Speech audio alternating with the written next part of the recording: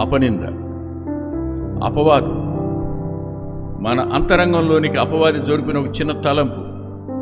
ఆ తలంపును పెంచి పెంచి పెంచి పెద్ద చేసి దానికి ఒక వికృతమైన రూపం తెచ్చి మన వంటే గిట్టని వాళ్లకు దాన్ని సరఫరా చేయడం. ఒక తలంపును ఎవరైనా చెప్పినప్పుడు దాన్ని అక్కడితో ఆపండి, ఇంకెప్పుడు మాట్లాడొద్దని చెప్పండి. లేదు, ఇంకొకరికి చెప్పముందే దాన్ని మర్చిపోండి. మర్చిపోలేకపోయారు, దేవుని పాదాల దగ్గర విడిచిపెట్టి. అంతేగాని దాన్ని మనసులో పొదగటం మాత్రం చేయకండి. పొదిగి పెద్ద చేసి దానికి కొమ్ములు కోరలు తగిలించే దౌర్భాగ్యమైన పని మనం చేస్తుంటాం. కుటుంబాల్లో జరిగేది ఇది, సహవాసాలు జరిగేది ఇది, ఆఫీసులో జరిగేది ఇది, ఎక్కడ చూసినా జరిగేది ఇదే. ఎంతమంది భార్యాభర్తలు విడిపోలా, ఎంతమంది ప్రాణ స్నేహితులు విడిపోలా.